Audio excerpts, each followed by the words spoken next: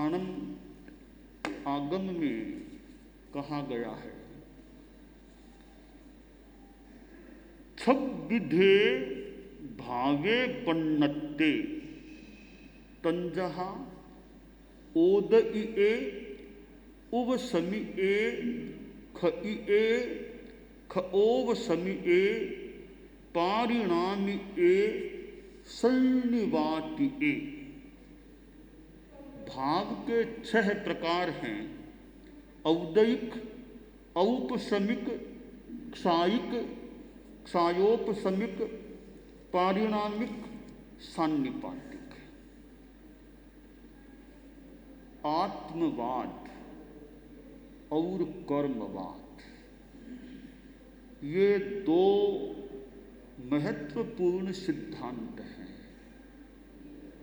और जैन दर्शन में सम्मत है। आत्मवाद, आत्मा है, उसका स्वतंत्र अस्तित्व है, वह शाश्वत है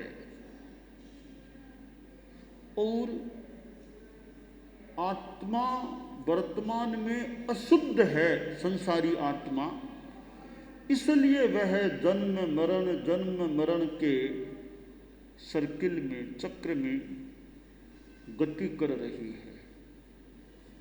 आत्मा अशुद्ध क्यों है? अब यहां कर्मवाद की बात आती है कि आत्मा अभी कर्मों से आवृत है, विकृत है, प्रभावित है, इसलिए आत्मा अशुद्ध है। तो आत्मा और कर्म आपस में घुले मिले हुए हैं। जैसे सोना और मिट्टी, स्वर्ण और मिट्टी, अशुद्ध अवस्था में स्वर्ण मिला जुला होता है मिट्टी से, इसी प्रकार आत्मा अभी कर्मों से मिली जुली हुई है, इसलिए वह अशुद्ध है। आत्मा और कर्म का संयोग है और कर्म कभी कम हो जाते हैं, कभी ज्यादा हो सकते हैं। कर्मों के प्रभाव से, इनके मिले हुए रहने से, प्रभावित करने के कारण से और कर्मों के दूर हटने के कारण से हमारी चेतना में परिवर्तन आता रहता है, परिणमन होता रहता है। शास्त्रकार ने यहाँ ठाणम के 6ठे स्थान में 124वें सूत्र में बताया है कि भाव के 6 प्रकार हैं। भाव क्या होता है? कर्मणा मुदय विलय जनिता जीवस्य अवस्था भाव है। मैंने जो कर्मवाद की चर्चा की, कर्मों के कारण से, कर्मों के प्रभावित करने के कारण से और कर्मों के दूर हट जाने के कारण से हमारी आत्मा में परिवर्तन होता है, अवस्था बनती है। और काल परिणमन से भी अवस्था होती है आत्मा की, वह सारी भाव है। भाव है अवस्था, भाव यानी अवस्था। वो खास करके अवस्था तो हर आत्मा की होती है, हर आत्मा में अवस्था मतलब भाव, एक स्थिति, एक परिणाम, वो हर आत्मा में होता है। तो कर्मों के उदय और विलय से और साथ में परिणमन से जो अवस्था होती है उसका नाम है भाव। तो भाव के साथ कर्मों का बड़ा गहरा संबंध है। हमारा जीवन है, हमारे जीवन की सूक्ष्म व्याख्या, स्थूल व्याख्या भी कर्मवाद के आधार पर और भावों के आधार पर की जा सकती है। भाव के 6 प्रकार बताए हैं। पहला भाव है औदयिक। 8 कर्म बताए गए हैं जैन दर्शन में। 25 बोल का 10वां बोल याद हो तो 10वां बोल कर्म 8: ज्ञानावरणीय, दर्शनावरणीय, वेदनीय, मोहनीय, आयुष्य, नाम, गोत्र अंतराय। इन 8 कर्मों के 2 विभाग होते हैं, एक घाती कर्म या घात्य कर्म, दूसरा अघाती कर्म। घाती कर्म यानी जो आत्म गुणों की घात करने वाले हैं, जिनको नष्ट करना भी कुछ मुश्किल है, वे 4 हैं घाती कर्म। 8 के 2 भाग हो गए, 4 घाती कर्म है, ज्ञानावरणीय, दर्शनावरणीय, मोहनीय और अंतराय। ये 4 घाती कर्म है, शेष 4 अघाती कर्म है। अब औदयिक भाव क्या है? ये 8 कर्मों का जो उदय है, उससे जो अवस्था बनती है, वह औदयिक भाव है। एक बालक अविकसित दिमाग वाला है, समझता नहीं, याद नहीं कर सकता। सामान्य बालक भी है, कोई कोई को ज्ञान नहीं आ पाता, समझता भी नहीं, कंठस्थ भी नहीं कर सकता।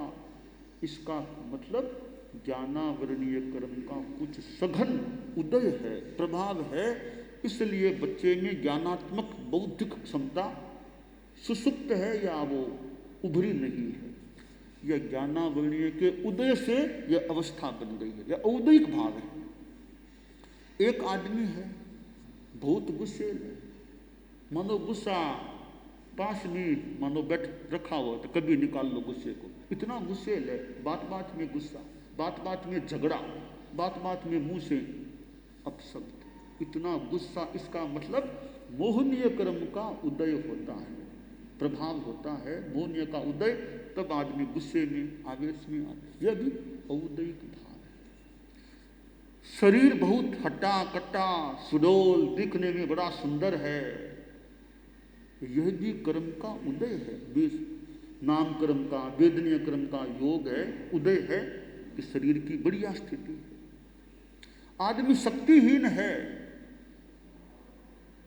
न लाभ होता है, न भोग क्षमता है, न वीर्य शक्ति है, यानी अंतराय कर्म का उदय होने से यह स्थिति आदमी की बन सकती। तो ये सारे औदयिक भाव के उदाहरण हैं, औदयिक भाव की अवस्थाएं हैं जिनसे यह अवस्था बनती है।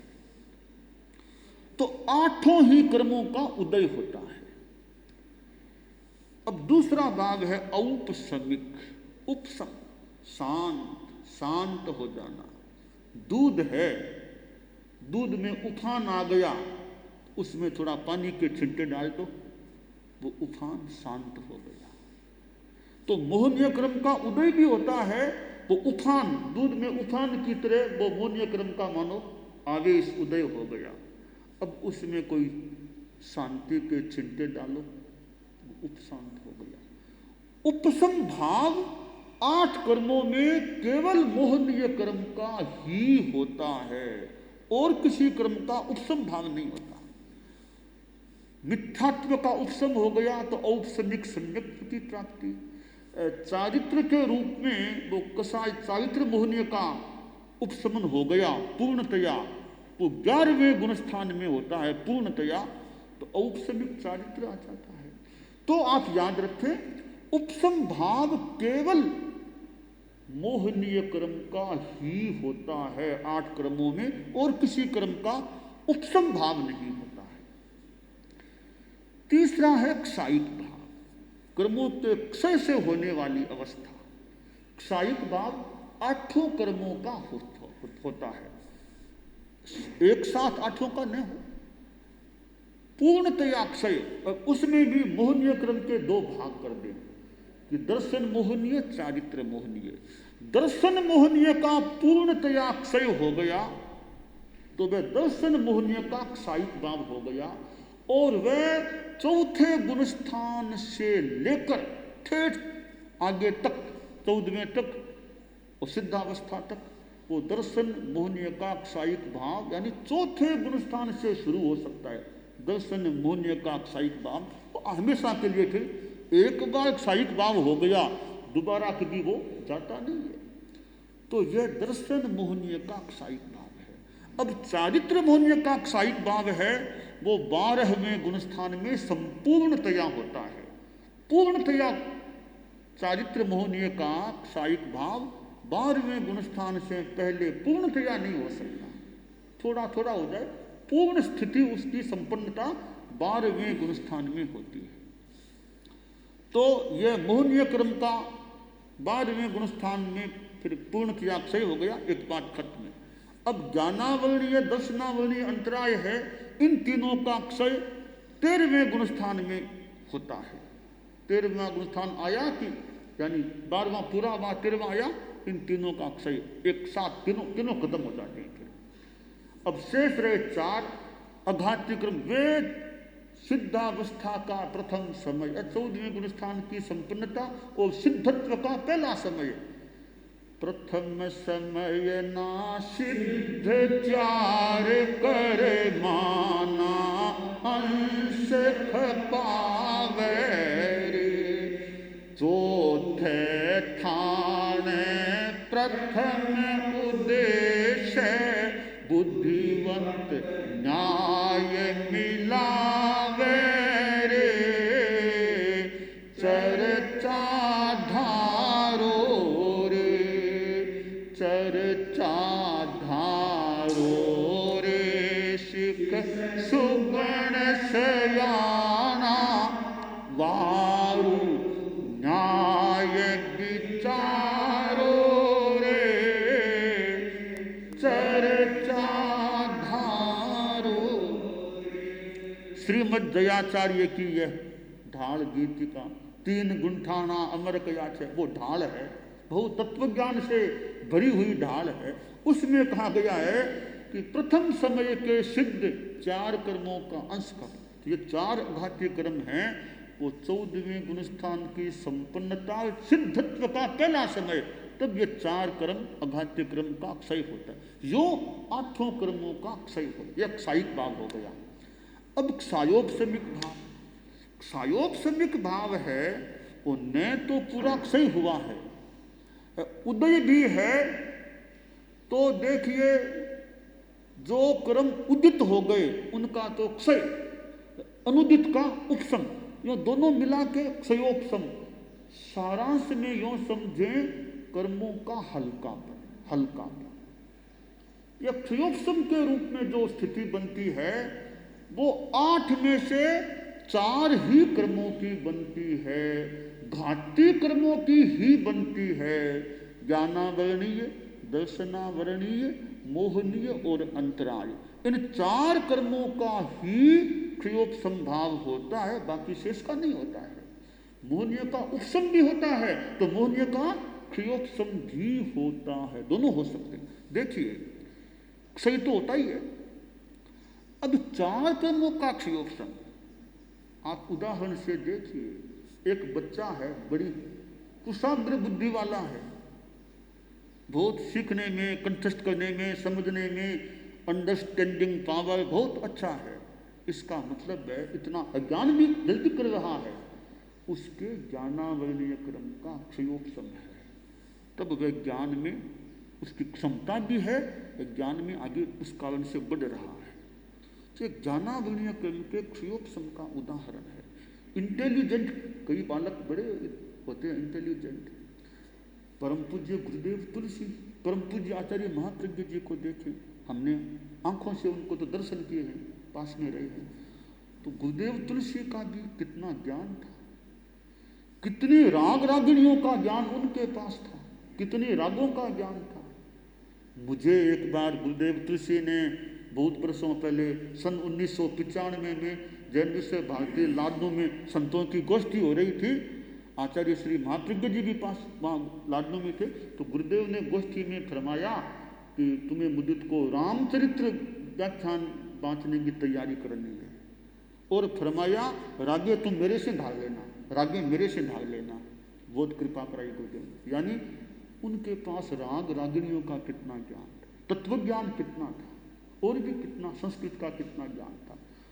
परम पूज्य आचार्य महाप्रज्ञ जी के पास कितना आगम का, संस्कृत का, प्राकृत का, न्याय का, योग ध्यान, कितने विषयों का ज्ञान था। यह ज्ञानत्व है या ज्ञानित्व है, इसका मतलब ज्ञानावर्णीय कर्म का अच्छा क्षयोपशम है तब इतना ज्ञान उभरता है। अब श्रीमद जयाचार्य का कितना ज्ञान, परम पूज्य भिक्षु स्वामी के पास कितना ज्ञान, तो यह हमें यह अनुमान लगवा सकता है कि उनके ज्ञानावरणीय कर्म का अच्छा क्षयोपशम था, तब ज्ञान का विकास हो गया। तो यह ज्ञानावरणीय का क्षयोपशम, इसी तरह दर्शनावरणीय का भी क्षयोपशम, और मोहनीय का क्षयोपशम, आदमी का स्वभाव शांत है, ज़्यादा गुस्सा नहीं, सहन कर लेता है, इसका मतलब मोहनीय क्रम का क्षयोपशम है। साधुपन कब आता है कि मोहनीय क्रम, ये प्रत्याख्यान चतुष्क जो है तैतृमोनीय का, प्रत्याख्यानी क्रोध मान माया लोग का क्षयोपशम होता है, तब साधुपन आ सकता है। श्रावकत्व कब आता है? अप्रत्याख्यानी क्रोध मान माया लोभ का क्षयोपशम होने से श्रावकत्व देश वृत्ति आती है। सम्यक्त्व कब आती है? अनंतानुबंधी क्रोध मान माया लोभ का, चाहे क्षयोपशम हो, चाहे उपशम हो, चाहे क्षय हो, तब सम्यक्त्व आती है।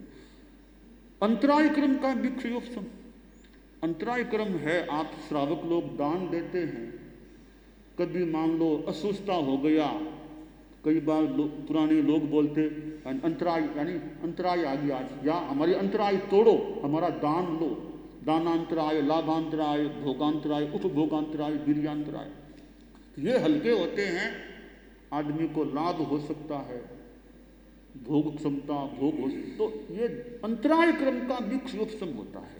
तो चार क्रमों का क्षयोपशम, क्षायिक भाव तो 8 क्रमों का हो गया, क्षयोपशम 4 ही कर्मों का। पारिणामिक तो सबके साथ जुड़ा हुआ है, हर चीज के साथ, हर भाव के साथ, उदय के साथ भी पारिणामिक है, उपशम के साथ भी पारिणामिक, हर भाव के साथ, यानी अवस्था तो कोई है ही ना, परिणमन है, तो पारिणामिक भाव और जीवत्व, भगत्व, अभगत्व, यह जीव भवी है, मोक्ष जाने की क्षमता वाला है, यह जीव अभज्ञ है, कभी मोक्ष में नहीं जा पाएगा, क्षमता ही नहीं है, यह जीव है चेतन युक्त है, ये सब भी पारिणामिक भाव है, ये सब पारिणामिक भाव है।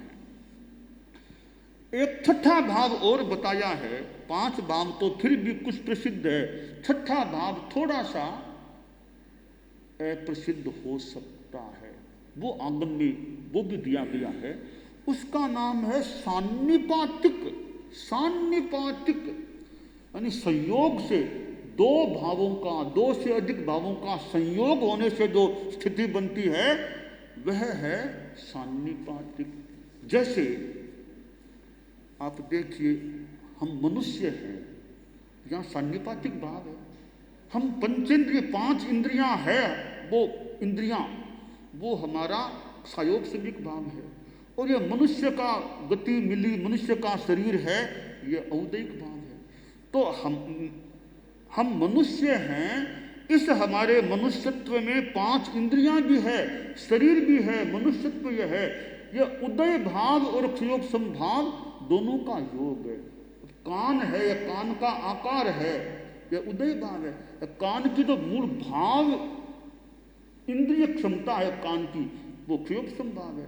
तो क्षयोपशम और उदय का सन्निपात संयोग है, हम मनुष्य। ऐसे अनेक भावों का योग होने से जो स्थिति सामने आती है, वह सान्निपातिक भाव हो जाता है। तो यूं कुल 6 भाव होते हैं, 5 भाव तो प्रसिद्ध हैं, फिर भी 5 भाव, परंतु आगमकार ने यहाँ 5 ही नहीं 6 भाव बताए हैं। सान्निपातिक भाव और होता है जो अनेक भावों के संयोग योग से होने वाली स्थिति होती है। तो ठाणंग में आज मैंने ये 6 भावों पर थोड़ा प्रकाश डालने का प्रयास किया है।